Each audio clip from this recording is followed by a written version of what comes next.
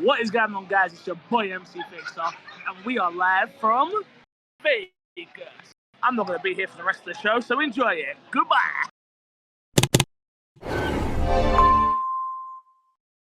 Hello and welcome to My Xbox and Me episode 431. See, I know where to read in the document to check which episode we're on. I don't need to read the tagline, it's fine. So I am your host, Mr. Paul Despawn. Fix is off fighting robots in Las Vegas. Matt is still dead. I'm sure I'll be fine soon, don't worry. But yeah, so I am also joined by the one and only Mr. Too Fresh Kresh. How you doing, buddy? Hello, I'm doing good, you know. You good? You nice sleeping? Yeah, I just wanna I have been sleeping. We were supposed to do this podcast almost 2 hours ago, an hour ago, or something like that. Something like that, yeah. A couple of hours ago, yeah. I put my alarm on my phone, but if you guys have an iPhone, you can set the alarm for specific dates. Today was not one of the days the alarm I turned on was set for. So no, so alarm's gonna go off at like 8 a.m. tomorrow for you, then, yeah. Something like that, yeah. But for those who don't know, this is the My Xbox and Me, your weekly Xbox podcast where we go over all things Xbox. Massive shout out to our Patreon producer, Erengard, for keeping the lights on. Appreciate you, big hearts. You can get this show early and ad-free on Patreon at patreon.com/MCFixer. You can also find us on all podcast services and subscribe on the YouTube channels. Crash, did we get a review this week? We did get one review. Oh my! This review came in October 7th, so we're late with the review. It's been a couple of weeks. Okay. We asked for all these reviews and then just we never check them, you know. Yeah. This comes from this is I don't know who this is actually from. It's SSSSN 4Js and then 4Ks. Okay. SSSN JJJJKKK. Okay. Yeah. The title for the review, finally, it's 5 stars, so that's a big plus. I came on here to support the crew and save my nan. Always gotta save your nan. Always gotta save your nan. Fix was here. Oh, you like that doesn't save her, you know. It's a fuck you nan. She's going down the stairs. Been listening for about a year now. That is a long time. Thank you so much for listening for that long. I look forward to listening every weekend when I'm doing chores around the house. Love the candid and knowledgeable banter, the varied interesting games, gives the show a ton of different perspectives. I have left ratings on other platforms, but I went out of my way to leave one here. All in all, fun pod that makes you look forward to the next episode. Thank you so much for the review. That is actually a very good review. That is very nice. We appreciate you, JK. I'm just going to call you JK because I'm not pronouncing all of that. But yeah, no, appreciate that. Remember, guys, you can leave a review for us on all the podcast services. Please do. We do check them. We do appreciate it. It's that small hit of serotonin that we need every week to get me through the work week. Yeah, God, I need it. But yeah, so should we just jump into the topic of the show? It's been a weird week this week, I think. So the main one, I think, is obviously Halo seems to be back. I didn't expect this one. So just to jump in quickly, before we start, like the new season of Halo has just dropped, so season 5. They dropped a post on social media. I want to say we'll call it Twitter. I'm never calling it X. Not happening. No, absolutely not. It's not X. As far as I'm concerned, if anybody calls it X, I don't know what you're talking about. What is that? There's only one X and it's Exhibit, all right? Or Xander Cage, and he's triple X. So, it's DMX also, but DMX, I don't know if you just refer to it. Yeah. I think he likes the full title of DMX. Oh, liked. Yeah, but he says X gonna give it to you, so. True. Regardless, none of them are Twitter, and that's what that's true. So yeah, so they dropped a tweet this week, just talking about this new season 5. There is a ton of stuff coming, and it looks like a massive turnaround for the series. So just to quickly go through, they've announced extractions there, 2 new arenas for Prism and Forbidden, a brand new 20-tier free battle pass. Multi-use helmets, which I don't understand what is multi-use about the helmets. I thought you just put them on your head and they were done. Forge AI toolkit, so you can now use AI in Forge. A flood-themed customization. and match XP in custom games, plus a ton more. You can go check that out on Twitter, and they've got a blog post as well for it. But yeah, it looks like they're bringing a ton of stuff, and it finally feels like, I don't know about you, but it feels like a proper turnaround for Halo. Yes. So people have been talking about it for a while, that it's been much better than the place it started at. But right now the buzz is generally like extra positive with everything going on in Forge on top of Firefight. I'm pretty sure that's what Extraction is. It's essentially Yeah, just yeah, a it's type of basically, firefight, if I'm not mistaken. yeah. Yeah. So with those two coming out, there's been a lot of very positive buzz around the game, which has been really dope to see, to be honest, especially from Yeah. where the game was at one point. Yeah, so I jumped in right at the beginning, and I played quite a bit of multiplayer at the time, and it left me feeling a little bit lacking. There wasn't that many maps. The modes weren't great. It was your basic capture the flag or team deathmatch, and that was about it. There wasn't much like variety in there. But it does feel like now that we've like as the seasons have been going on, it does feel like they're getting back into their stride, which is really good. I just want to go got a full breakdown in here as well. So, massive update for season 5. Reckoning has added new maps, performance tweak, a new firefight mode. There is also a new NPC AI to Forge, so you can basically play around with all their AI toolkits. And yeah, there's some ton of weird things in there. Like, we've got a post here about someone's actually built a full-on Pokemon battle arena in there. Yep. What? It's not just a Pokemon battle arena. People like, you can play Pokemon to a degree with the AI, if I'm not mistaken, or something like that. Okay. It's a little bit weird. People have been doing some crazy stuff with Yeah. the AI. Forge always has had, up until this point, some really creative stuff. But now that they can mess with AI, I'm very interested to see what exactly some creative people do.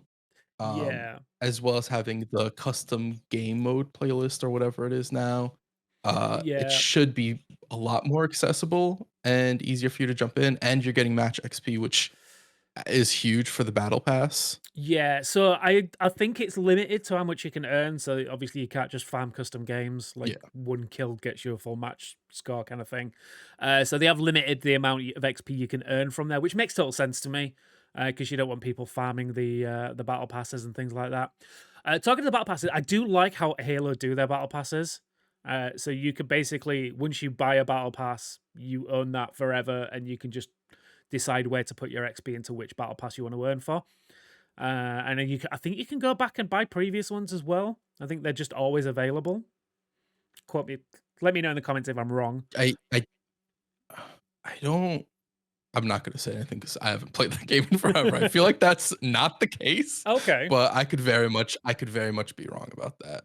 I think that was the whole idea. I felt the idea was like you could decide No, which battle pass you want to get, and then you just put your money into that yeah, battle pass. I just don't think you can. More so, I don't think you can get the battle pass after the time's gone by. Okay, And I fair could enough. be wrong about that. Let us know in the That. comments. You're right with the XP wise. You could definitely like pick different tracks.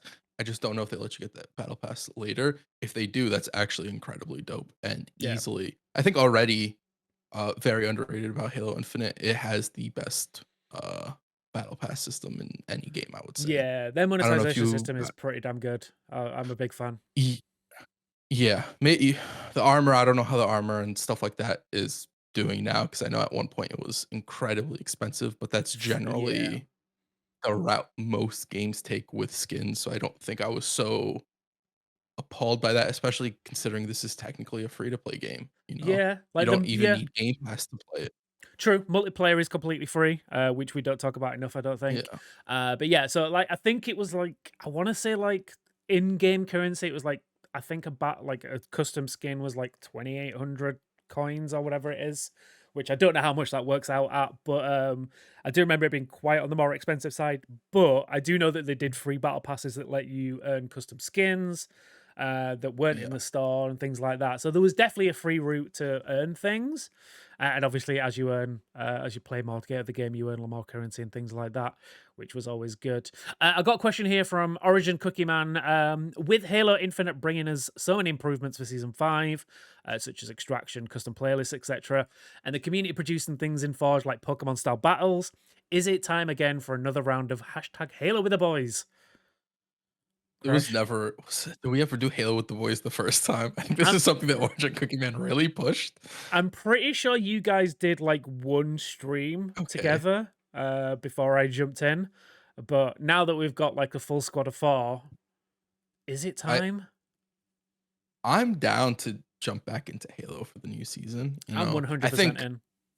I think the only real person you'll have to convince to do this, and we could probably do it without them, is Fix. I think Fix will be the big one who's just doesn't care. Yeah, he's not a Halo fan, which is weird because it is like the flagship Xbox title. So I don't get it. But it's sci-fi.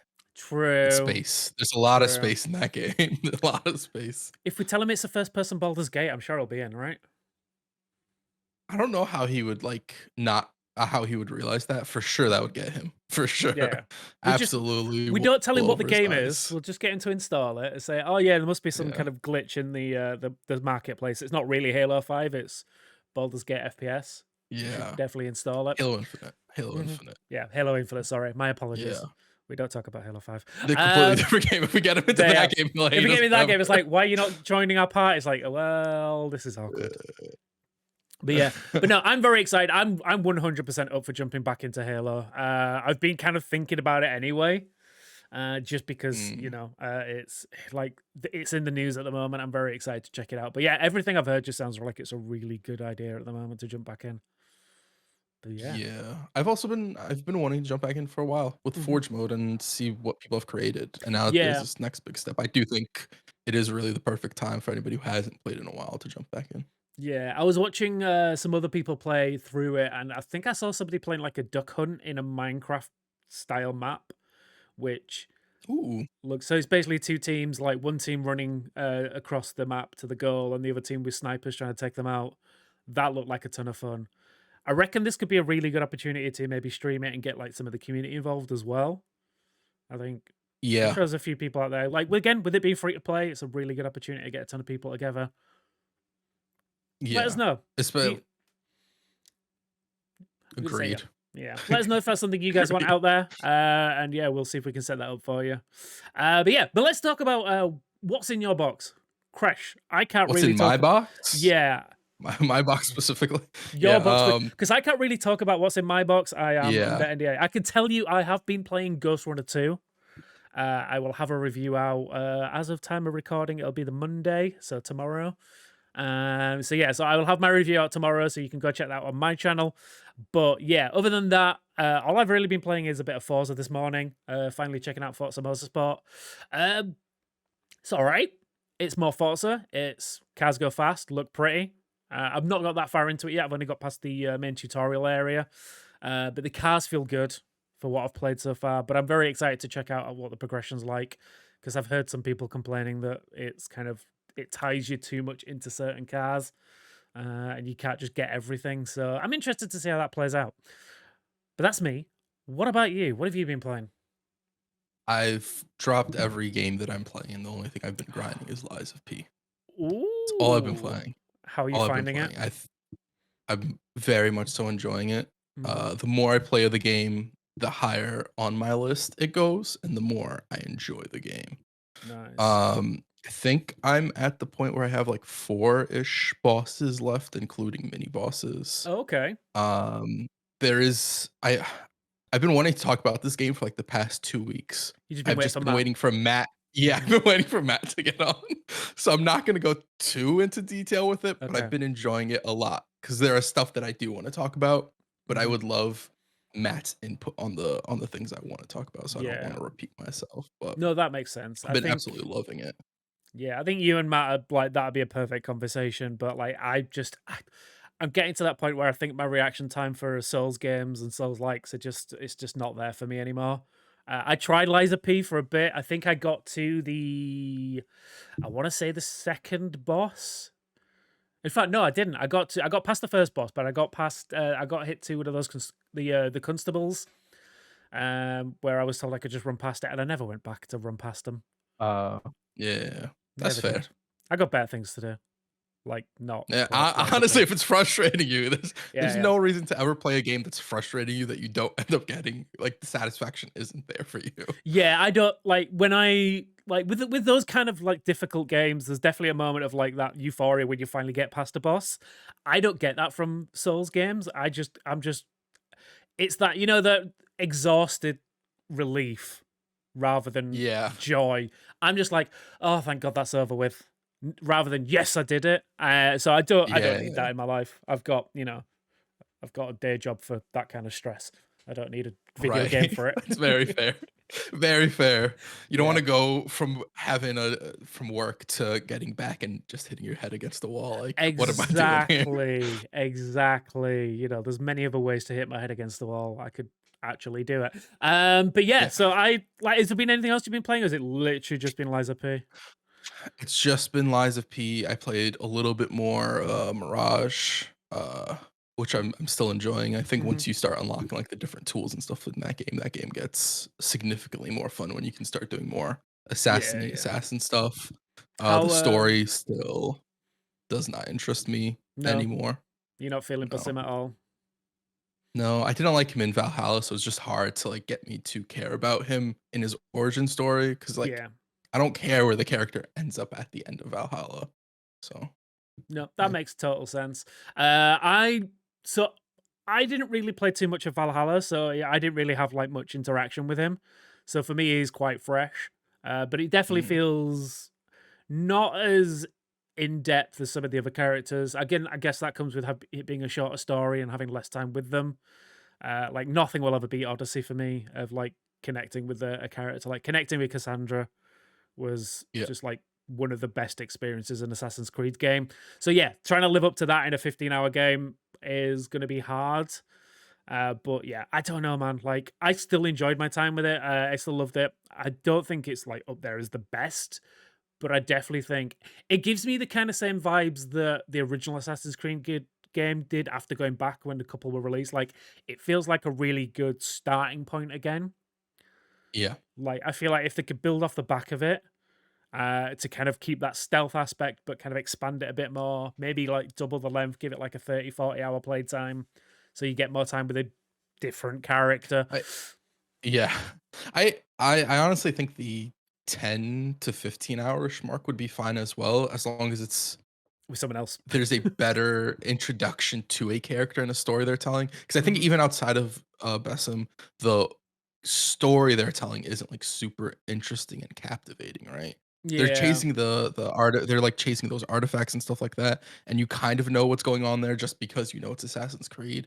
The story doesn't give you a reason to compel that main narrative outside of what you know as an Assassin's Creed fan to be compelled with the story. It's more so my gripe with it because I wasn't expecting to like Basim.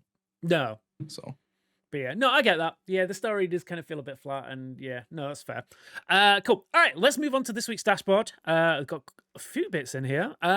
First up, Bethesda's head of publishing, Pete Hines, is to retire after 24 years.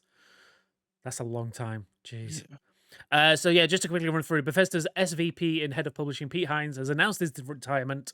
Hines joined Bethesda's marketing department in 1999. Damn.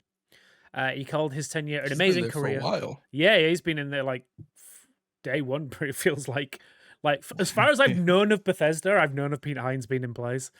But yeah, he added a statement saying that after the launch of Starfield, it felt like it was the right time for him to retire. I think he said he's going to go off and do like just more personal projects and just enjoy like some time. He said he's still going to be involved in Bethesda games and the community, but mainly just as a fan. Man, congratulations to Pete Hines just in general. 24 years in gaming in one company is not often heard of. So yeah, kudos to him for that. And to have it be like a successful run, I feel like for a majority of that time, right? You have like the Fallout 76 era where you could say like it was kind of a miss, but other than that, like Bethesda's been a rock star in gaming.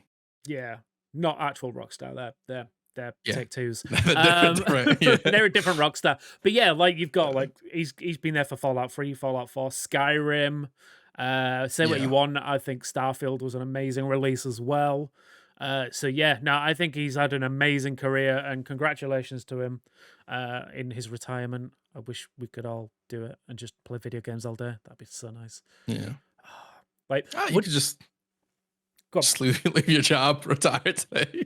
Just retire today. Yeah, I don't need to pay for my house. It's fine, you know. Rent is when they come to collect it, be like, nah, next week you got it. Nah, mate. Week. Yeah, I'll got you next week. It's it. fine. Yeah. You can't kick me out. All my shiny things are here. Yeah. But yeah, what's next for Bethesda? Like in the publishing side, do you think this is kind of a sign that they're going to be moving more into just like core Xbox for their publishing side? I think there's definitely a possibility for that. I do think Bethesda will remain somewhat on its own in that degree, but I wouldn't be surprised if there's a little bit more integration with the Xbox side of things, especially for their newer non-Bethesda titles. So like not the Skyrims, Fallouts.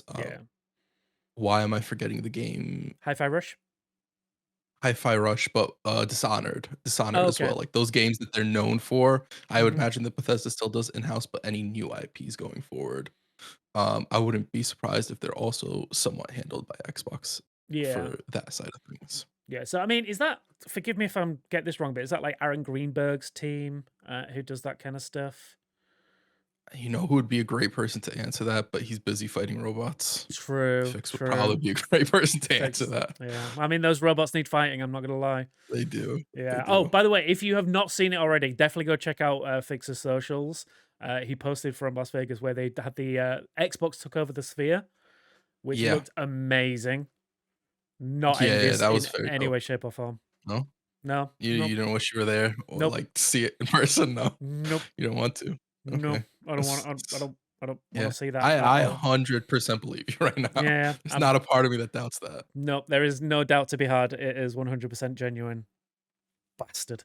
But yeah, congratulations to Pete on his retirement. I am super excited to see what happens next in that kind of sphere. And yeah, I hope you enjoy some rest, because that man has been working hard for a long time. Yeah. Next up, we have a little bit of news. This one, it depends how fast I get this episode out this week. But I don't know if we want to talk about this, but Diablo 3 was, or technically is, free this weekend. I included this not because like it would be a relevant topic for us to talk about, but more so because it's an interesting approach for possible future Activision games, right? Yeah. Especially before they fully come into Game Pass. So we're talking about like the Call of Duty and stuff like that to do the free weekends with a Game Pass subscription. So you'll still need the Game Pass subscription for it, because I'm pretty sure that's how the Diablo 4 one works. Is you need like the base, at least the base Game Pass subscription. Okay. Well, I think you need the base Game Pass. Actually, I don't know. Did they make multiplayer completely free, or does it need that base Game Pass subscription now? No, multiplayer is completely. I'm pretty sure multiplayer is free, or is it only free and free to play games? That might. That might be it. Change they made. But yeah, just to quickly run through this, we've got from now, when this was posted, until tonight, 22nd at 11:59 PT. All Xbox users, so it doesn't say anything for Game Pass, can play Diablo 4 for free. Your playtime is limited to 10 hours during the free weekend, meaning you won't be able to fully play through the game's campaign and access any of Season 2's content unless you buy the full game. I mean, I'm sure some speedrunners out there will argue with that. But yeah, this promotion comes just a week after Microsoft officially completed its Activision Blizzard merger deal. So yeah, so you were saying that maybe this could be a sign of things to come until they start dropping in Game Pass? Yeah, so I wouldn't be surprised if they have maybe one or two of these for Call of Duty. I wouldn't be surprised if you get another one of these for Diablo at some point in the future. Especially when they have like DLC and stuff like that, or some sort of like, for Call of Duty, you have a big crossover content dropping, you know, some skins or whatever, and let's get people in the game right now. Although I was going to say they just did a big content. I think Lilith is now in Call of Duty. Lilith, who's the angel dude? I forget the angel dude. Skeletor's in it as well. I've actually heard a lot of really good things about Skeletor. Yeah, I've seen a couple of clips of it. It looks awesome for a skin. I'm gonna merge. I want to say it's a Zale. Yes, that's what I was thinking of. I definitely mispronounced that, But yeah, Ah. that Anybody who dude. says you mispronounce it incorrect, Yeah, that's they're the wrong. correct Yeah, way. that's Yeah.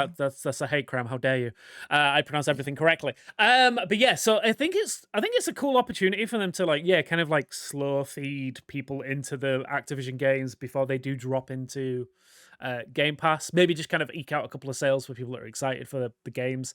So yes, obviously season 2 Yeah. just dropped for Diablo. I've not gone back to it, which is criminal Nope. because I really enjoyed my time in Diablo, but yeah, I just for some reason never went back to it.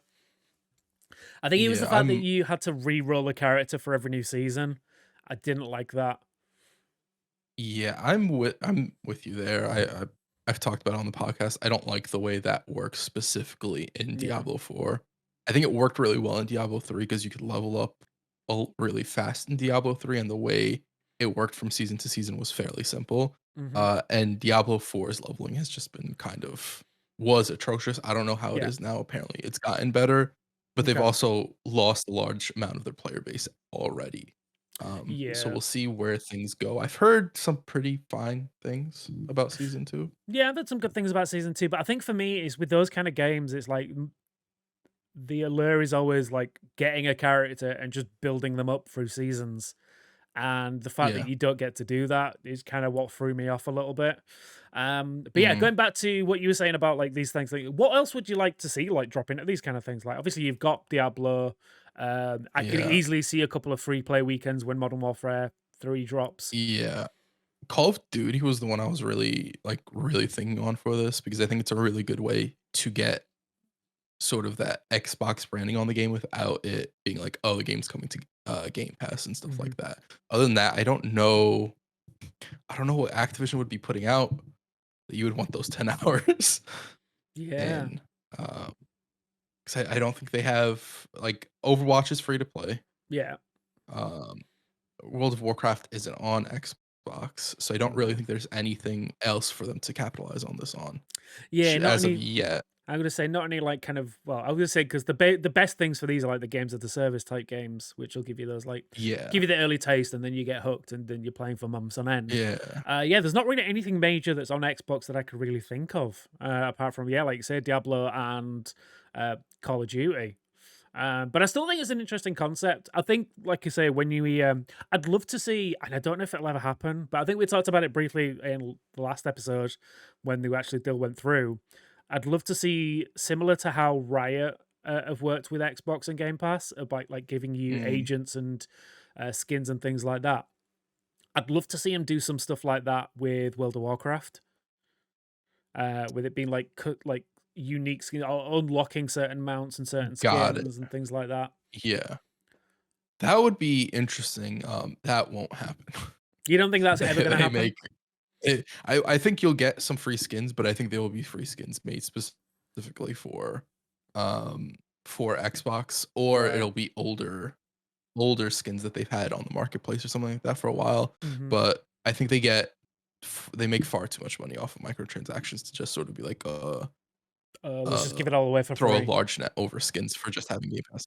I would, Yeah. I would So generally agree with you, but the way that Xbox have been moving recently is very consumer friendly. I could definitely see them just being like, you know what? If you're a Game Pass Ultimate subscriber, you get like I don't know, like certain credit a month or just like certain skins every month. I could see them doing it.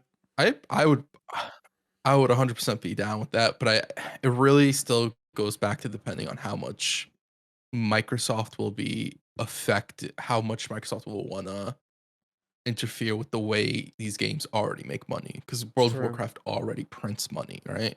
True. I'm like Microsoft on its own, I could absolutely see, or Xbox on its own, I could absolutely see doing this because you are right. They have been very, very pro-consumer with a lot of their decisions, especially around microtransactions. We talked about Halo earlier, hmm right? Yeah, yeah. The battle pass and that you buy it once, you get it forever, and then you can just level it up and switch between different tracks. Uh, so I think it would be really cool, and I do think you will get some sort of benefits from being a Game Pass Ultimate subscriber, if not just a Game Pass subscriber. I think it would be I'd be very surprised if Xbox didn't incentivize people to get Game Pass who already have a World of Warcraft subscription, Yeah, yeah. especially because that would be a great incentive for people. Hey, you want to play more games? "Oh, you also play World of Warcraft? Well, here, Game Pass is the absolute perfect thing for you because you will be getting these benefits for a game that you already play." And there's Yes. people who go crazy over hunting skins, so if there is a skin attached to it that is exclusive, people will absolutely eat that up. We talked about it briefly, like last episode. Like, what other because I mentioned having the Warthog as a mount, but then obviously you've got flying mounts Yeah. in World of Warcraft. What other mounts would you want in Yeah. there? Ooh, that's a tough one.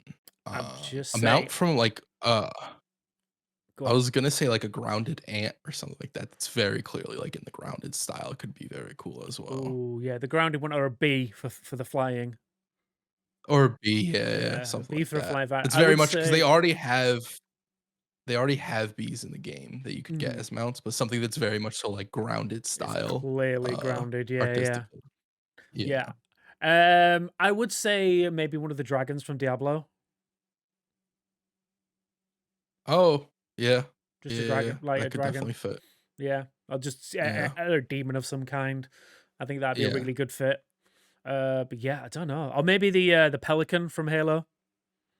You just sit on top of the I pelican. thought the pelican I was just gonna say, I don't know how that would work. You just sit More so cross-legged on like top of it. in It's fine. having that'd be hysterical if they were to do that. I I would would 100% get that mount I would 100% without go it. back to play World of Warcraft just for that mount.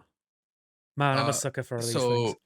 so don't do that. No, Despawn's way too busy to be going back to World of Warcraft, please, Xbox. it's how you get me in. I'm just saying, it's how you get me in. And then every week after week, Despawn's just here like, I played more World of Warcraft, Yeah, guys. play It was Warcraft. amazing. I'm gonna be the Warcraft version of Fix with Baldur's Gate. It's like, so what is it? Game of the Uh, year? Yeah, it's Game of the year now. I've been riding yeah. around Azeroth on my Pelican. It's been great. Best time. Moving on though, Alan Wake. So this is a game that's coming out this week, I think, on Friday. Yeah. Jeez, that was so close. But Alan Wake Flashback is a Fortnite experience that recreates Remedy's iconic story. So this is taken from IGM. In an unexpected fusion of gaming mechanics, Epic Games announces Alan Wake Flashback, a new Fortnite experience that revisits Remedy's Entertainment's 2010 cult classic. So basically, Have if you I'm understanding, seen no, I've not seen this. But from what I'm reading here, I'm understanding they are retelling the original story in Fortnite? Yeah, yeah, it's actually very, very cool. Okay. I wish like if this happened for Gears of War or something like that, I'd 100% Oh, like jump in. I just don't care for Alan Alan Wake, Wake. unfortunately, where I saw this and I was like, very cool concept. Do not care for the game. Okay. So that is completely different because for me, I am 100% going to go check this out later today because I am massively into Alan Wake. Yeah. It was one of the first games I remember genuinely scaring me. In just the atmospheric horror that game did. The fact that this is going into now a full-on survival horror for the new one, very excited, cannot wait. Yeah, Remedy, if you're out there listening, please let me cover your game, please. Pretty please. I asked nicely. But no, I'm very excited for Alan Wake. So yeah, this is cool. Like, I'd be interested to see more things like this. I know they've done things with like, I think, well, Fortnite's done things with everyone at this point, haven't they? They did one with Yeah. Dragon Ball. They've done Travis Scott. They did like a music festival in there at one point. There's been a Yeah, ton of stuff. I don't think you can find very many beloved IPs that have not interacted with Fortnite in some sort of way. Yeah, I mean, we've all got the Marvel skins. It's just been a ton of stuff. But no, like, I'm interested to see what else they could, like, what upcoming games could you see them doing something like this in Fortnite? Ooh, that's a tough one. Upcoming games. I don't know because like I would love for them to do something with like Fable. I think a Fable Ooh, thing would be very cool. Maybe not necessarily something that'll retell the stories because obviously it's gonna be a reboot, but something to get you introduced into that world. yeah, But yeah. then again, I don't know how you would do that because this is very much so a retelling. Mm-hmm. Um, so I kind of view it like a theme park experience, right? They Yeah, sit you down on the ride, you go through the whole thing. So you could do something like that for Fable, right? yeah, yeah. Um, other than Fable, I don't really know because I don't know how far off the path with what they've done with Alan Wake they'd be willing to go, right? True. I mean, personally, it's not Xbox, but I would love to do like a Final Fantasy, Mm. like Final Fantasy 7, especially with the lead up Oh, to the Rebirth coming out. I could see them doing again, maybe like a Golden Saucer esque. Oh, actually, just recreate yeah, Golden Saucer in Fortnite. Anyone that who's would doing be the anyone who's using the Fortnite editor at the moment, could you please recreate? Yeah, just recreate Golden Saucer, Chocobo races and everything. I want it, yeah, and then that we would can. actually be I was gonna say then we could go ahead. finally play Final Fantasy on Xbox. Yeah, true. That'd be Well, nice. Well, Final I Fantasy didn't 7. include the story. I Okay, that's a good point. I was gonna say I didn't include the story, but Final Fantasy 14 is having an open beta from January to February, I believe. True. They've had one in October earlier in the month that I didn't even know about. Yeah.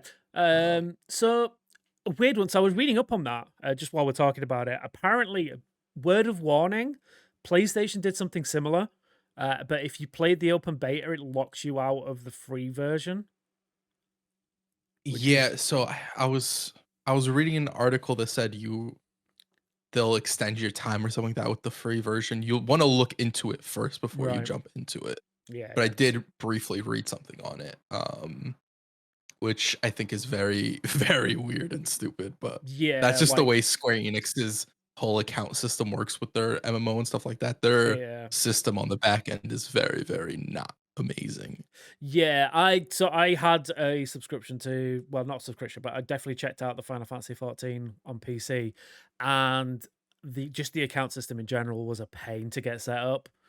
So yeah, Yeah. be aware it's a bit of work, and if you are excited, maybe just hold out for the actual drop rather than the beta, or at least check before you do. It's Yeah, I think the aim is for the game to release spring of next year. So Hmm. we're not super far out.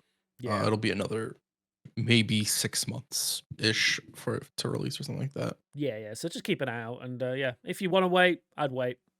Yeah, moving Yeah. on. EA Iron Man game. Ooh, this I'm excited for. So EA Iron Man game being developed in Unreal Engine 5.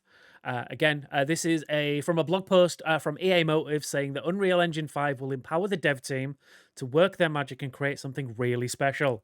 It joins several other games like Bathmyth, Black Myth, Wukong, Tekken 8, and The Witcher remake in using the engine, with Lords of the Fallen being one of the first major games that uses it for its release. EA Motive confirmed it is now focusing on Iron Man after switching from the incredibly well-received Dead Space remake earlier this year, though the game is likely still years away as it's still very early in development.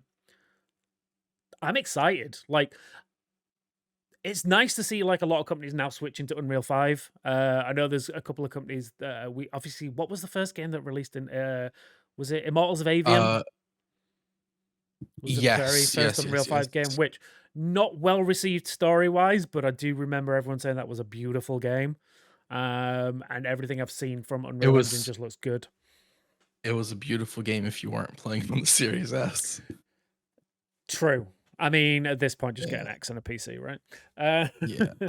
Lords of the Fallen is made on Unreal 5 as well, yeah, which yeah. has some visual hiccups as well. True. But that game also looks very good at times. Yeah, when it looks Um, good, it looks very good.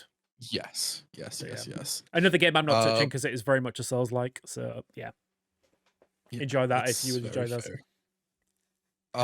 But yeah, I think I think this is a very interesting move. This game is not as far along as I thought it was as well at No. all, which makes sense because they were working on it's the same team that was working on the Dead Space remake. Hmm. So it makes a lot of sense that they're not as far as I thought they were. But I am excited to see more games jumping into Unreal 5, and I'm excited to see more games utilizing Unreal 5 well. Yeah. Because we've seen Yeah. a lot of people saying like, you see, you shouldn't switch to Unreal 5 because these games come out and they're kind of a mess, and it's like it's a new engine, and then even in Unreal 4, you've had games come out that haven't been amazing. Like Yeah. Yeah. Immortals of Avium, I don't think that game being in Unreal 4 would have made that game significantly better or better at all. Because sometimes No. I think there's a little bit too much emphasis on an engine as opposed to like how talented a developer is, regardless of the engine. Yeah. Um, Yeah. Design and so choices I will. don't Yeah. yeah, so I don't think the Unreal Engine 5 will make too much of a difference, but I also do think that the team behind it, EA Motive, is a very talented team. Oh, Um, 100%. Like Dead Space, like I've not had a chance to get a hold of the remake, but I will be able to soon because it's coming to Game Pass, which is exciting. yep. So yeah, this month it's going to be a Game Pass. But yeah, no, I've not had a chance to get hold of it yet. But everything I've seen of like gameplay, like watching streams and stuff like that, it looks beautiful. So that in Unreal 4, I can't wait to see what this studio does with the new engine. I'm very excited to see like more games kind of like take on that engine. I got hands on with Tekken 8 WASD earlier this year, or WSD. That game is beautiful for a fighting game. Very, very beautiful. I'm very excited for the full release next year for that one as well. So, me excited for a fighting game. Who knew? That's crazy. Yeah. It's Are you? crazy. I guess because I know you are a resident fighting game fan. Are you jumping into Tekken? Are you a Tekken fan? Yeah. I'm not a Tekken fan. So my Okay. issue with Tekken, I jumped into Tekken 7 briefly, and that's only because they had Noctis and Akuma. My issue with Tekken has always been I don't really care for any of the characters. Right. And so it's hard for me to get super invested in wanting to play that game. Fair. Which I've heard people have that complaint with Tekken, and the answer is always like you just gotta play it and you'll find a character because there's such a long list of characters with who fit different archetypes and they have slight Yeah. deviations that you're likely to find someone you like. So the answer is always like just play, grind it out, figure out a character. I just haven't been able to bring myself. Final Fantasy 7 not Final Fantasy 7. Tekken 7 was Wait, we're nice getting because they Cloud had and Noctis, and so get Cloud so and Tekken. we're getting Cloud. Tifa would be a great fit in Tekken. Tifa would be an amazing amazing fit in fit. Tekken. Did you ever play the fighting game? Was Yeah, it Ergeist? Back on the I PS, know I the think it one was a you're talking PS2 or about. PS3 era.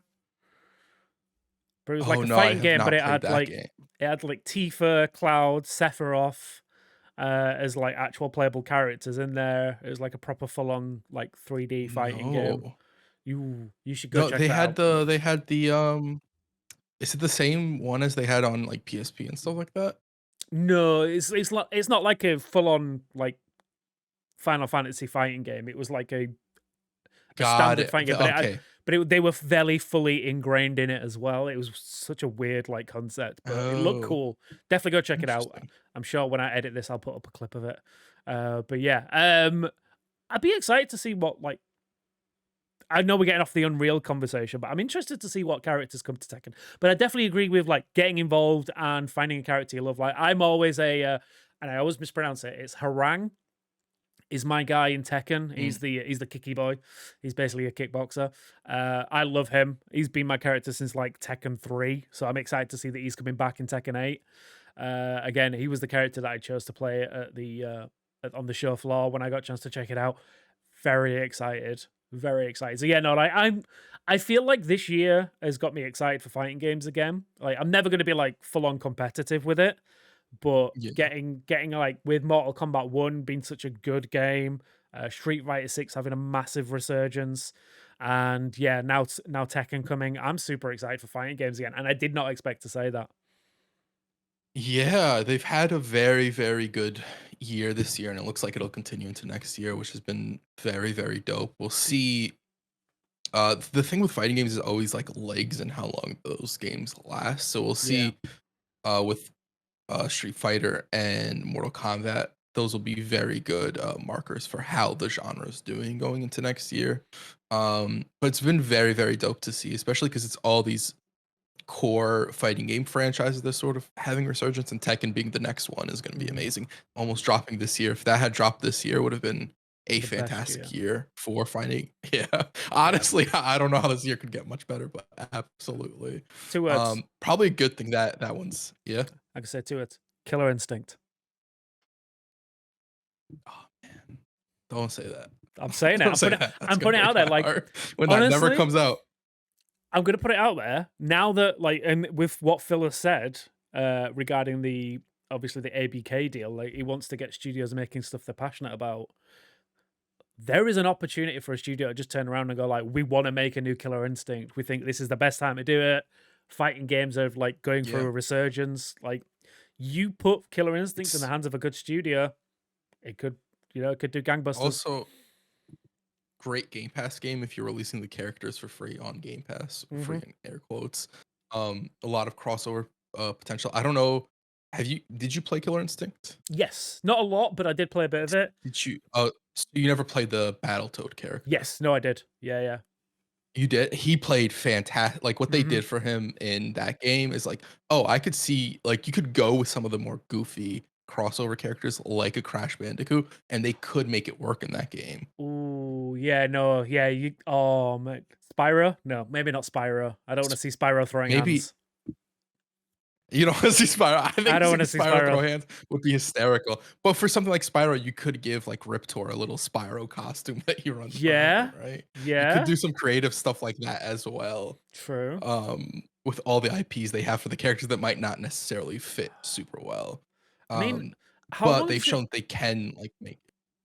Go ahead. I'm gonna say, like, how long do you think till we get to the point where we get like an Xbox style Super Smash Brothers? They've got so many IPs now. Never. They look, before they do a Smash Brothers game, they should do a more casual friendly game like a Mario Party type of situation to see if the meshing of the IPs works that well and they can ship a whole game off of it. Although I'm sure a Smash game would work as well, without a doubt. We all remember how well we loved PlayStation All-Star Battle Royale, right? I love that game. Yeah. Non-joke. Okay. I really enjoyed that game. Okay. Also, just thought one last character for Killer Instinct, Banjo. Yeah. Just beat the crap out of Banjo-Kazooie. Oh, you know what? That's a great point. I was gonna say no, I hate that character, but let's all beat him up. Yeah. You just that's a great idea. Took them in the training mode, turn off their ability to fight you back, and just lay waste to them for an hour. Put out an hour-long video straight to YouTube of nothing, but you're just beating up Banjo. Just beating up Banjo, chucking Kazooie down the well or whatever. I don't know. I don't like what other levels like on Killer Instinct. It's been so long. Do you still go back and play Killer Instinct? I haven't gone back in a while. Right. So the answer is no. No. But like it's hard to justify going back to it now, especially when like Street Fighter 6 is out, and I'd much rather play that game than go back to Killer Instinct. Not that I don't love Killer Instinct. Fair. Old game's old. Old game is indeed. If that game was still getting updates and having new characters come out, I'd absolutely still be playing it. There's not a doubt. That's fair. Yeah. You heard it here first, Xbox. Give us more Killer Instinct. I say first, like I'm pretty sure a lot of people are asking for Killer Instinct at this point. Well, I say a lot. Some. I'd be down for it though. I'd definitely be down for it. Yeah, stick Killer Instinct on Game Pass. There's a lot of chatter about a Killer Instinct. Yeah, it's mainly us two talking about it right now. Yeah. All right, moving on. We have a bad King Kong game is part of a vicious cycle of licensed title, Dev says. So I don't know anything about this. So you added this one, but let me quickly read through it, and then you can tell me what the hell is going on. Skull Island: Rise of Kong was released earlier this week, which was so this is the visceral social media reactions. So it's basically PS2's graphics, left-fielded bugs, many calling it the worst game of 2023. The reason it's apparently received that title, though, is because apparently the developers only had a year to work on the title.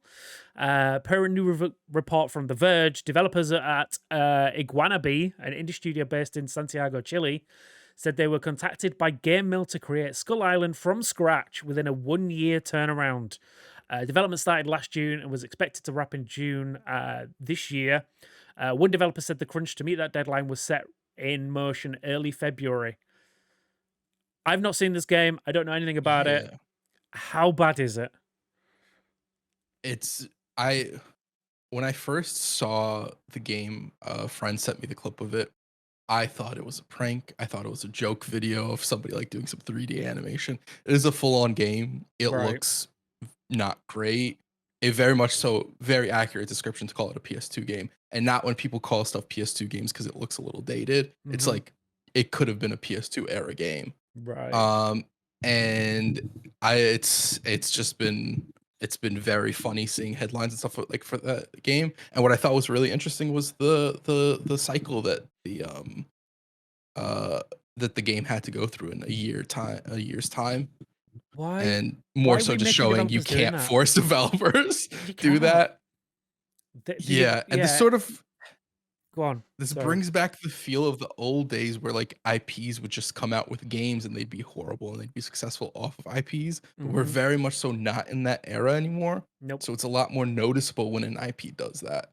And Yeah. this possibly kills a lot of interest in the future for a King Kong game, even if they put more development time into it, right? Yeah. I'm just gonna put it out there. Was anyone excited for a King Kong game? No, nobody knew this game was coming out. No. Like I literally the first I heard of Yeah. it was when I saw the gameplay and I thought it was a prank. I thought Yeah. it wasn't real. I was like, I thought so. I was reading this when you put it on here. I was like, why are we talking about a King Kong game that they've not had a movie out in like 4 years? I want to say the timing is just weird. Everything's just weird about it, you know. Yeah, but Oh, yeah, well, like, go on. I was gonna say, when did the King Kong versus Godzilla movie come out? I want to say that was like 3 years ago, Okay. maybe. Yeah, this It's been a game's bit. 2-3 years late, Yeah, and like it this only is, had a year in development time. yeah, it's like the film dropped, went, oh, it's a good film. We should make a game about that. It's like, no, you do it before the fact, not after. But yeah, Yeah. I mean, the big thing for this, why are you making developers crunch for a year for a game like Yeah. this? Like, there is really Yeah, no no. need. But yeah, no, terrible. Absolutely. But it's also giving a developer a year's time to make a game and expecting it to be good. Yeah, And I don't know how ambitious this was. This is absolutely sounds like a horrible situation to be put in as a development. as a developer, studio. this is horrible. It's it's obviously clearly a cash grab. Somebody got a hold of the IP and went, let's make a game about it. And yeah, putting a studio in this kind of pressure is just a terrible way to be in this year. Shout out to Gollum, though it's no longer the worst game of the year. It's got some competition. GG Gollum, you made it. You're not the worst game of the year. You're the second worst. Yeah, I mean that sounds like something that we're proud of, I guess. Yeah. But yeah, no, bad move. Don't do this to publishers. Don't force studios to work like this, because this is a terrible way to be. Right, well that's it for news. So usually right now we would do Guess That Game. Are we doing Guess That Game this week? We're doing the Guess That Game. Oh, we're doing Guess This Game. Okay. Look, because you get to guess here. Okay. I'm going to pick a game. Okay. And I would normally say we skip this. Okay. But You want Fix your stole my point. point from me for Gears of War. So, you know, I'm not taking a point if you don't get this. I just Okay. want to give you a point if you do get it. Okay, so you want me to get the lead is what you're saying. Okay. Yeah. Fair enough. So rules of I have Guess the That game Game. picked out. You've got the game. Yep. Cool. All right. So Guess the Game. For those who don't know what Guess That Game is, basically one of the crew here will choose a game, and the rest of us, when we're all here, will have a minute and a half, I think we said. Yep. So 90 seconds to guess that game with yes or no questions. So for 90 seconds, you get to do yes or no questions. At the end of that 90 seconds, you decide what that game is. If you get it right, you get a point. If you don't, you don't. You suck. Get good, scrub. So, Kresh, you have your game. Do you Yep. have your timer? Yep. There it is. Okay. Let's do this. Is it exclusive? No. 360? Yes. Um, Oh. It originally launched launch? on 360. okay, so it launched on 360. It launched on 360. Okay. Was it based on an IP, like a named IP? Yes. Okay. First person? No. Okay, so I'm guessing third person? Yep. Yeah, okay. Let's see, what kind of game would it be? Genre RPG? No. Platformer? Nope. Oh my god. Third person, Xbox 360. Oh my god, well, I'm really terrible at this game. Let's have a look. Shooter. Yes. First, I would classify it as a shooter. Okay, third person shooter. I classify it as a shooter. okay. Take that as Okay, you classify as a shooter. Is it open world? No. No. Okay. I don't believe it is, but that one I'm not 100% sure on. Okay. There. Oh my god, I'm terrible at this game. I don't know. Oh, that's it. Time's up. That was terrible. I'll let you know it's very topical to today, is what I'll say. Okay, very topical to today. So it was a Xbox 360 title, Yep. third person, Yep. shooter I will say, mechanics. if you had asked for publishers, it probably would have helped you a good bit Okay, to narrow down what publishers make what IPs. right. Okay. So let me just go through what we got again. So we got Xbox 360, not exclusive, Yep. third person. We said. Yep. It has shooting, but you say it's not a shooter. No, I said I would classify Oh, you would classify classify it as a shooter. Okay, you But, like, classify it as a I shooter. would if you say you would classify something as a shooter, Okay. you take with that what you will. Okay. What else did I ask? I forgot what I asked now.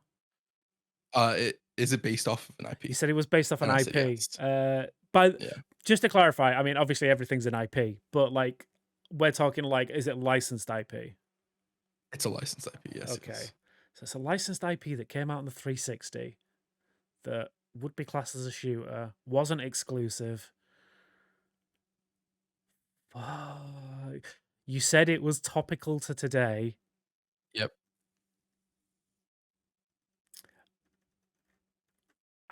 I'm looking through what we've talked about today. I'm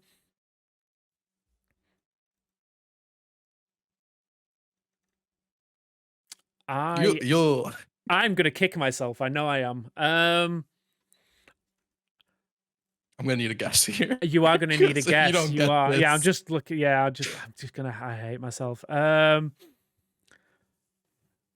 did we talk about? That was a licensed IP. Jeez. You see how much I pay attention when we're talking. I'm gonna give you 5 5. seconds. That's fine. 4. Gut feeling. 5. Yeah. 2. I know it's not, but I'm just 1. gonna say Alan Your Wake because we guess. talked about it, and I know it's not a licensed IP. No. Iron Man. Go on. Iron Man. Yeah. Okay. Was there an Iron Man game on the 360? Yeah, it was based off the movie. Oh God, we were talking about terrible movie tie-ins as well and everything. Yeah. Oh. Yeah. And an Iron Man game. Right, fair enough. I said it's very topical to today. And the only IP I'm pretty sure we talked about today was Iron Man. And King Kong. I could have said King Kong as well. Fair enough. Honestly, yeah, King Kong would have been a good guess too. Yeah. Right. I'm going to be honest. I'm just putting it out there. They're not here to argue with me otherwise. I don't like this game. I always feel like an idiot every time I play it. It helps when they've got other people asking questions, but yeah. Yeah, but also I think once you got it was an IP and it was third person, probably going over studios to get what it is, right? Because if you ask Activision, that throws out so many different IPs. Yeah. It leaves you with just a couple. Yeah. Also, I don't really remember the 360 era that well. I was very much straight on the Xbox I don't. One. Yeah, I gave you the hint because I really wanted you to get the point. Yeah, I know. It didn't happen. Well, it's fine. Let me down. Well, luckily I edit this, so was it Iron Man? Yeah, it was Iron Man. Actually, I'm not doing that to him. I can't do that to him. I'm sorry. Should we get to some questions then? We got a couple of questions in Fix a Sack. Yeah. It's now Despawn Sack today, so haha. So, question from Origin Cookie Man. Like Portal before, Cocoon takes a simple mind-bending idea and expands it so fully that it produces a new subgenre of puzzle games. Before I continue this question, can we have shorter questions, please? Please, just... That'd be nice. I can't recommend it highly enough. A total playthrough is short. The quality of the puzzles crafted here are outstandingly elegant. What's with all these big words? Without using text or dialogue, it is a must-play experience and should be considered for Game of the Year, in my humble opinion. Question is... Jeez, oh my God, I've read a paragraph to get the question. Have you played it yet, and what do you think of it? Kresh, have you played it yet? I've not played it. And what do you think of it? I don't know. I've not played it. Okay. I probably will just because of all the talk around the game, but I don't see myself liking it. It's very much so. I'm not a fan of the games the studios made before because they made Limbo and I forget what the other game they Inside. Made. Inside, yeah. Those are both games that aren't really my type of game. On top of the puzzle games aren't necessarily my type of game. The reason I like Portal isn't just because of the puzzles. It's also very much so. The character that game is with GLaDOS, is that the name of Yeah, the GLaDOS. AI? Yeah, yeah. Yeah, so that whole thing, I think there's a lot of very character a lot of characters in that game, a lot of character in that game in general that Mhm. I don't know Cocoon will necessarily have, but I've heard a lot of good things about Cocoon, I will say that. Yeah, yeah. So I haven't got it. I haven't played it yet, sorry, but I have got it installed. So I'm hoping to get some time with that today, so I can feedback for you next week. But yeah, so I'm interested. Like I personally do like Inside. Like I finished that game. I played a lot of Limbo, but I never got around to finishing it. But yeah, no. So I do like the studio. So hopefully this is going to be a game for me. But yeah, so I will definitely be checking it out, and yeah, we'll have some more opinions next week. Next up, Yep. Top Left 91. With this wave of job cuts across the industry and people still saying games aren't as expensive as they should be, do you think gaming companies are going to start offering even more expensive subscription platforms going forward, as well as the death of physical media? And could we see more closures as well as more acquisitions? I'll let you answer this one. There's quite a few. Uh, yes to both the closures and acquisitions. Mhm. I think that's just a normal part of the business at this point. Yeah.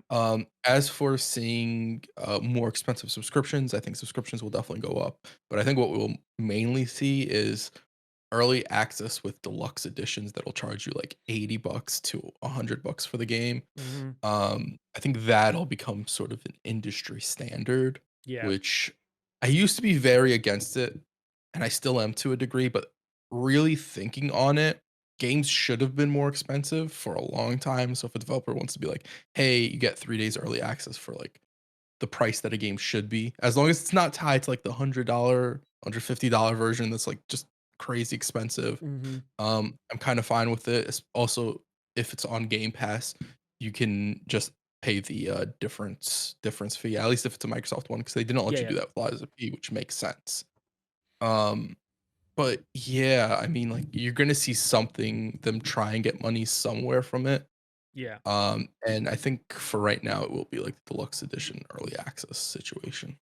Yeah, I agree with I think subscription platforms, so like Game Pass, EA Play, Ubisoft Plus, those kind of PlayStation Plus. We've seen increases already. I think in the future we'll see more. Hopefully not for a while yet, but yeah, I definitely see those things happening as more and more AAA games are brought into those subscription services, and they have more of a benefit to having them. I think we'll definitely see the prices going up.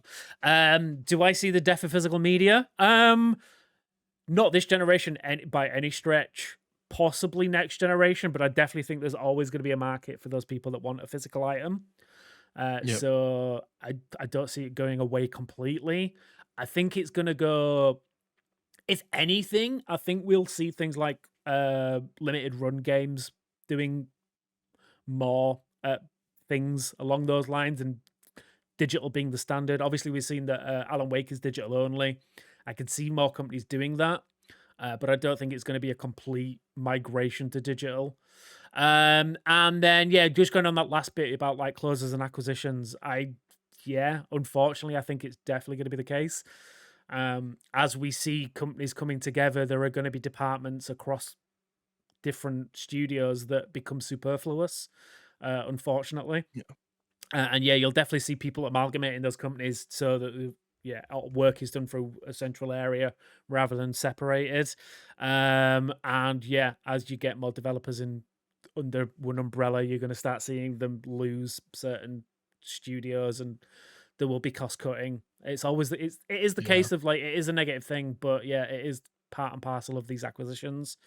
Um, and honestly, this is what gamers have been shouting about. They wanted Xbox to have the studios. Now that they've got them, they're going to have to make the money back on having them. So yeah, so I definitely see these things part and parcel being the future of video games. Unfortunately, Yeah. and yeah, as you were saying, I think the early access to games is going to be the standard now. Yeah. Like I think everyone has been saying for years that games should be more expensive than they are. The fact that if they can do it, so like the diehards who really want access to these games pay that extra for the few days early access that they're excited for. Fair enough. Like it's not the best way to do it, I don't think. But yeah, I mean, what makes it like a better transition, so that companies are still making their money is, what's best for gamers, I think, right now. Yeah, no, I agree. I also think if they were to just raise the cost of games and stop doing the early access, I think there would be a bigger outrage than just the early access existing as well. Yeah, right? I mean, Because I was gonna say we've seen prices increase for like on PlayStation side, like their like standards now are like £79 for their first party. It's £79? I want to say like some of them are like £80 at this point.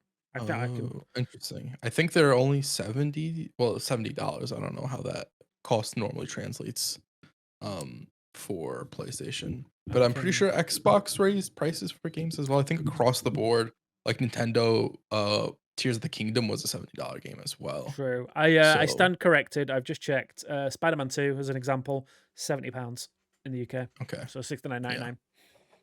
Gotta save that penny. So, but people were outraged when those prices first hiked up. I remember. Yeah. When it went from like 60 to 70, like people were kicking off. But like, this is the price you pay for having AAA titles nowadays with these massive, like graphics, ray tracing, open worlds. There's gonna, these things cost money to make, and it's getting to that point now. Unless you like are guaranteed a hit, like it is we've seen studios close because they have a game that didn't do well. So yeah, they've got to recoup the cost somewhere. So eventually, it's going to come down to the consumers. Yeah, no, absolutely. I will say for like the discless and the non-physical copies, I would imagine you'd see that more with smaller studios at first. Studios where it's like we could put that budget somewhere much more useful other than physical copies. Like a Fortnite partnership sort of situation. With Alan Wake and stuff like that. I don't know if they would actually end up paying for that, to be honest. I'm sure there's. I wonder how but I wonder how a deal like that would get made. And because like I would say Fortnite technically benefits from the deal as well, no? Yeah, well, I mean, there's Alan Wake skins, so I'm assuming there's a cut of that. Epic's also publishing it as well, they're publishing it. Yeah, of course they are. So it could have been part of like the publishing deal. It's like, hey, Yeah. we'll do this. It'll be a great marketing and more cost efficient because it's also on our own game, and we'll end up recouping part of that cost. So that probably has its own situation. True. But yeah, smaller studios probably seeing less physical copies, I'd imagine. Well, I think, I mean, I hate to say it, but like PC's been doing non-physical for years. Yeah. And it's like, no, like, I mean, at the time when discs started disappearing from like modern PCs, it's like, I'm sure there was an outrage at the time, but we're getting to that point now where it's like, no one bats an eyelid when the only place you buy your games is Steam. Yeah, well, PC also had the benefit of like games being cheaper than console games for a while, if I'm not mistaken. They were like $10 cheaper. $10 or cheaper or something like that before. I think even now. Yeah, I know there's definitely, it's become more the standard, so the price parity is there, but like I think every now and again you find sales on PC games a lot sooner stuff like that as well than console games. Which is a bit odd because you still have to pay that. Because I used to think it was like, oh, it's the percentage that you have to pay to Xbox and Microsoft or Xbox and PlayStation, but you still have to pay that percentage to Steam for PC sales. So a little, I don't fully understand that, but it is. If I remember correctly, I'm pretty sure there's like deals on publishing where like you get a better tier like rating depending on how much you sell. So again, correct me if I'm wrong, but I'm pretty sure like Steam will take less money from you if you hit a certain threshold. Got it. So yeah, maybe that's why they can do things like better sales and things like that. But yeah, we shall see what happens. But yeah, moving on. Eldozo's asked a question. Again, what is with these essays? There has been some discussion in the group and the wider Twitterverse around length of a game versus cost. If we take some recent releases as examples, Starfield can be 100 hours, while Spider-Man is like a 15 to 30, depending on how much you want to do. But one is much more polished game than the other. I have a few questions if you would indulge. No. Moving on. No. Question 1. What do you consider an ideal length for games? Keep your minds out of the gutter, if there is such a thing. And should length of games play any bearing on cost? Kresh. No and no. No and no. No to the second one. Okay. The first one, my ideal length of a game. It really like depends. Depends on the game. Yeah, I'm fine with anywhere from 8 to 30 hours. I think over 30 hours, you're getting to the game has to be really good or do something special. Yeah. Whereas like I've talked about Valhalla and even Odyssey to a degree, I felt like those games were kind of bloated for the sake of being bloated, more so Valhalla than Odyssey. I'd agree. But like for most games, like I'm personally fine with paying $60 to $70 for an 8-hour experience if that experience is really good. Yeah. I'm there for the experience. I'm not looking at the length of time. That's not what I really look at for games. Because on average, with the money you spend, you get more out of a game than you do with most other entertainment mediums. True. So I'm not really trying to nickel and dime it in that sense, personally. Yeah. So to answer your questions, both of them. So what do you consider an hour length? For me personally, like anything like between like depending on the experience of what I'm playing, somewhere between like 8 to 20 hours is a really good.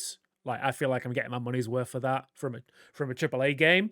But again, like you say, it depends on the experience. Like if I'm playing like a small indie game, like I'm happy just like a 1-2 hour experience in those. Again, I mean the perfect example for me of like length not being an indicator of quality. Like I think the best first person shooter campaign ever is Titanfall 2, which I think was like a 4 or 5 hour experience, if that. It's such a good experience as well. That is That's a to very this good to point. this point is still the best first person I campaign game I've played. Yeah, I think I agree with you. The only argument you'd have against Titanfall is that it comes with the multiplayer, right? Yeah, So it's I mean you get the technically multiplayer as more well. than a 4 or 5 hour experience. But that's But the thing. I would have paid the whole Yeah. price for just that campaign. That's it. I would have paid the full price just for the campaign, and I didn't Yeah. touch the multiplayer a lot. So, and I still felt like I got my I money's worth basically for it. was. Yeah. Yeah. No, I absolutely agree with that. And yeah, to your second question, should length of games play any bearing on cost? Not really, no. Because again, you can have a 100-hour indie title that costs £15, and that still feels like a good spend of money. Or you could have like again, like I've just said, like a 4 or 5 hour experience that's one of the best experiences in that genre, and I feel like I get my money's worth for the quality that I'm paying for. So yeah, no, I don't think it does. I think there's definitely an argument of like you can feel ripped off. Like you could spend Yeah. £70 and get like a 2-hour shoddy experience. But I think it's Yeah, more the quality rather than the quantity is what you're paying for. Agreed. I do think there is some conversation to be had with like the way Spider-Man did it from the first game to Miles Morales. It was a shorter, tighter experience. It's like you're not going to pay the same price for a game that is clearly in the same trilogy, right? Yeah. Same thing with Assassin's Creed. You can't go from Valhalla being a $60 to $70 game. I forget how much Valhalla cost to then Mirage being a $60 to $70 game, right? That just doesn't make a whole lot of sense for the player base. In situations like that, it's like, yeah, it should have some bearing to cost. It shouldn't be the definitive factor, but it should probably be less than the other game to some degree, right? Yeah, there's definitely like when you're benchmarking it against other games in the genre or in the series, there's definitely like, yeah, you could say like, again, prime example here, like Valhalla versus Mirage. You could definitely say, yeah, this game should be cheaper because it is the same experience but less of it. Those kind of things matter, but like when you're talking about the grand scheme of video games, it's harder to judge that kind of thing because there's definitely, like you say, shorter experiences that are definitely worth the full price of a game. Yep. Yeah, and obviously, we're still getting the best deal in like entertainment at this point. So with Game Pass, just in video games in general. But Game Pass is the best. No. Yeah, I mean, Game Pass is the best deal in gaming, but video games in general, you pay £70 for like a 100-hour experience that you can then replay as many times as you want. Yeah, compared people, to I think £15-30 for a movie going experience once. Yeah, that's just the movie. That's not even if you're getting popcorn or anything like that. Exactly. That's all part of the movie experience as well. Yeah. Yeah. You're paying for those VIP seats. Oh, the way that they recline and the heated. Love it. I should go to the cinema more. But yeah, no. Moving on from that though, Darknazora asks, have you ever had a boss in a game that has had you stuck so bad that you put the game down for good? Yes. The final boss in Joe and Mac 2 kicked my ass. That caveman's an asshole, and I hate him. Fuck that guy. Just fuck Yeah, that guy. fuck that guy. Yeah. I don't know if there's a specific boss that's ever made me quit a game, but like Elden Ring is a prime example of a game that has made me just like in fact, yeah, Liza P actually is a prime example. Not a main boss. Oh, you did? But it was a mini boss. It was a mini boss. I definitely hit a mini boss wall and Yeah. just went, you know what, fuck this, I'm done. Yeah. I'm not. No, that's fair. But yeah, and Elden Ring is another example where I've definitely hit walls and I've just gone like, I think, in fact, no, it was a boss. What's her name in the library? In the Wizard's library? I can't remember her Oh, name. yes. I know who you're talking about. I forget her name as well, but I know exactly who you're talking about. But yeah, hitting phase 2 on that one, I just went, you know what, this is just not for me anymore. I'm good. Yeah. In fact, to be fair, it wasn't specifically her, but there was a guy standing at the bottom of the elevator. Oh yeah, I know who you're talking about. That little prick. Fuck that guy. You could just run by him. I did run by, but there's always that bit of like, I want to fight everyone. He messed you up. Yeah. I want to fight everyone. Yeah, you know what? That's fair. I want to like if I'm going to be the Elden Lord, I've got to be able to throw hands with everyone. That's the rules, right? I can't be the Elden running away guy. That's not as catchy. But yeah, definitely Elden Ring is a good example. And yeah, Liza P was the prime one recently. But yeah, so it's definitely happened. But I've definitely had games when I was a kid as well that I played. I don't know why exactly. Like I never finished the Lion King game, but that game was historically hard as fuck. Yeah, that game was hard. There's definitely games I've played as a kid that I've stopped playing that I don't really remember the exact point at this point why I stopped playing those games. But I wouldn't be too surprised if there's been a couple of bosses that have just pissed me off in a game that I'm like, I'm done with you. You're a horrible game. And now I enjoy Souls games, so who's winning at life, huh? FromSoft, because they get you all your money. That's true. Get a lot of my money. Yeah. And then final question for today, from Ken Doyle 659. People quite often play horror games around Halloween. Are there any other games or types of games you play around other times of the year? Not really. No, I don't think genre and game match up super well. Like Christmas, there's not really a whole lot. Like we've talked about the Grinch game on the podcast before, right? Right. Was there like a Christmas feel, but generally like there's not a whole lot of games that match seasons. I wonder if there's people who play during like Valentine's Day who play like dating sims and stuff like that. I think that'd be very interesting. If you play a dating sim during Valentine's Day, please let us know. I would be very interested to know. Yeah. I just want to know, are you okay? Tell us if you're okay. But yeah, no, I can't think there's like a specific genre that I've ever sat down like at winter time. I've been like, you know what? I really want to play this snow level in like Gears of War. Yeah, like, snow levels are notoriously horrible too. Yeah. Like water levels, snow levels, just FromSoft levels. No, I don't think there's ever been a game genre that I've been like, I need to play this in spring or I need to play this in winter, like a Valentine's Day game. No, like there's definitely been times where like if I'm streaming, I've definitely like geared certain periods to certain games. Like you say with dating sims around Valentine's Day just for the genre matchup. But like, no, I don't think I've ever in my personal experience ever felt like I need to play a certain game at a certain time. Yeah, it's weird because like as expressive as we view gaming in terms of like other mediums, but like movies have periods where you'll watch a specific type of movie during that season. You don't really have that too much with games outside of horror games, just because they fit the scary, spooky theme of October. Yeah, so like you never get you got obviously Christmas movies. You never like Christmas games or the summer block. I mean, I guess you've got summer blockbusters in like AAA titles, but there's never anything specific to genre now. Interesting question. Yeah. I never thought about it in terms of games too much, and I never will again.